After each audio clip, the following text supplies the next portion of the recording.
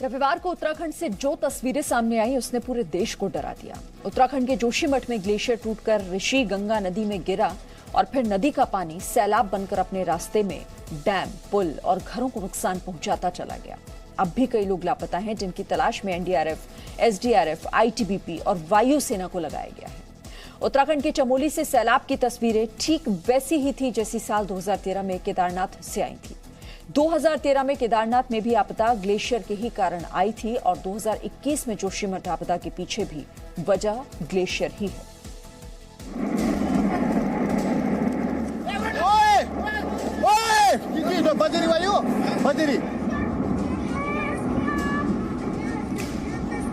न बारिश हुई,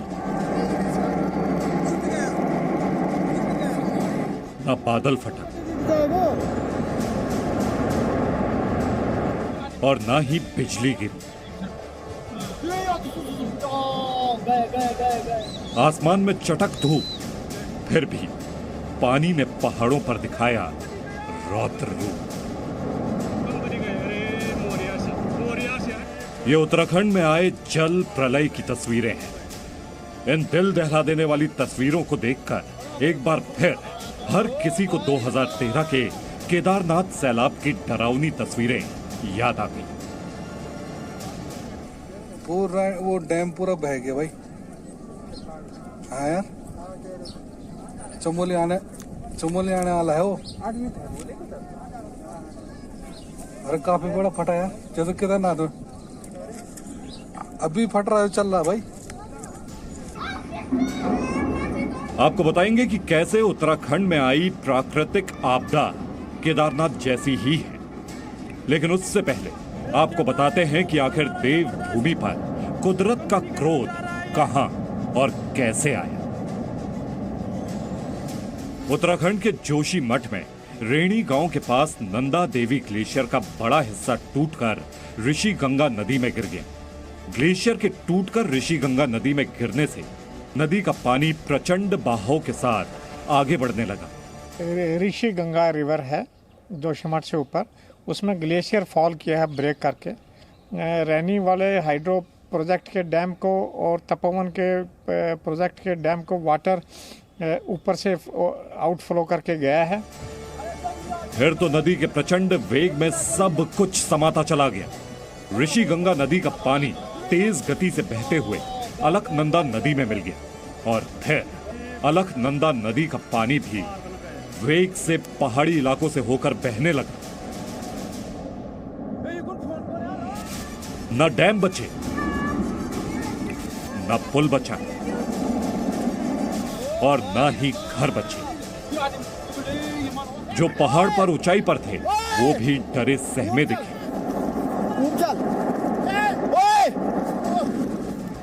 रविवार को ऋषि गंगा और अलकनंदा के रौद्र रूप को देखकर उत्तराखंड के लोगों को 2013 का केदारनाथ का मंदाकिनी नदी का खौफनाक मंजर याद आ गया।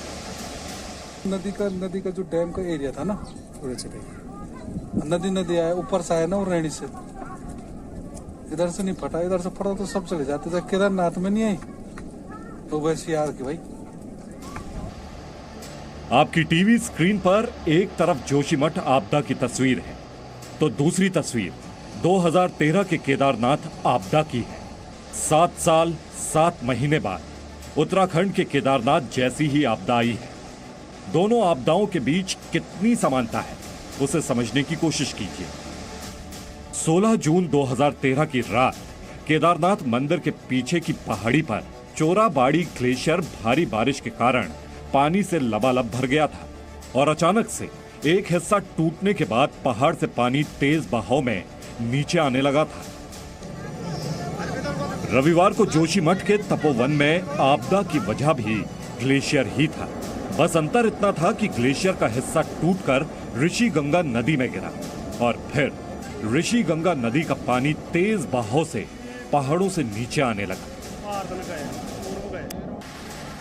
2013 में मंदाकिनी नदी का पानी अपने रास्ते में आने वाली हर चीज को बहा कर ले जा रहा था।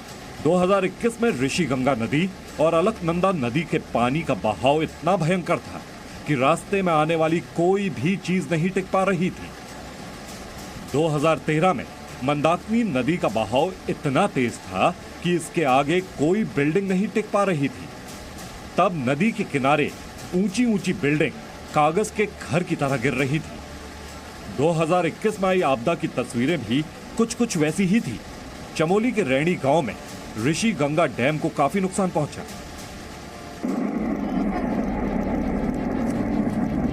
तपोवन में आए सैलाब में पानी के प्रवाह अपने साथ पुल को भी बहा कर ले गए।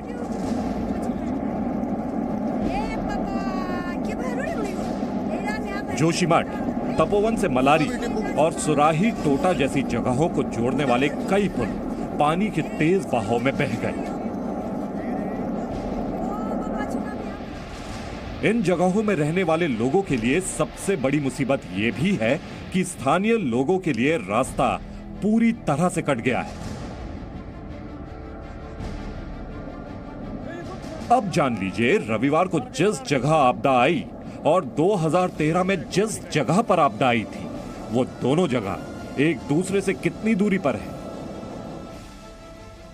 केदारनाथ से जोशीमठ के बीच की दूरी करीब 51 किलोमीटर है। यानी 2013 की आपदा वाली जगह से सिर्फ 51 किलोमीटर दूर ठीक वैसी ही आपदा ने न सिर्फ उत्तराखंड को डराया है, बल्कि पूरे देश को हिला दिया। आपदा अपने पीछे तबाही के निशान छोड़कर जरूर जाती है। 2013 में जब केदारनाथ में आपदा आई थी तो बहुत भयंकर तबाही मची थी। आपदा के बाद हर तरफ सिर्फ और सिर्फ मलबे ही मलबे दिख रहे थे। जोशीमठ आपदा के बाद भी ठीक वैसी ही तस्वीरें सामने आई हैं। जगह जगह सिर्फ मलबे दिख रहे हैं। रेस्क्यू टीम मलबे में से लोगों को निकालने की कोशिश में जुटी हुई है। देखिए भाई, तूफान आ रहा जबरदस्त, कंपनी की तरफ जा रहा है ये। केदारनाथ में आई आपदा में सैकड़ों की मौत हुई थी और हजारों लोग लापता हुए थे। अब जोशीमठ हादसे की शुरुआती रिपोर्ट के मुताबिक 100 से ज्यादा लोगों के मारे जाने की आशंका है। 2013 की आपदा से उत्तराखंड बड़ी मुश्किल से उबर पाया था और जोशीमठ आपदा ने उत्तराखंड को फिर से झकझोर दिया है। अब पूरा देश बस यही दुआ कर रहा है कि उत्तराखंड को केदारनाथ जैसा नुकसान ना हो। ब्यूरो रिपोर्ट, जी मीडिया। केदारनाथ आपदा हो या फिर जोशीमठ आपदा, दोनों के पीछे वजह है सिर्फ और सिर्फ ग्लेशियर। आखिर ग्लेशियर ने उत्तराखंड को 8 साल में दूसरी बार क्यों नुकसान पहुंचाया? क्या उत्तराखंड के लिए ग्लेशियर खतरे की वजह बनता जा रहा है? क्या ग्लोबल वार्मिंग है जोशीमठ आपदा के पीछे की असल वजह? Presenting V News app, available on Google Play and App Store. Download it now.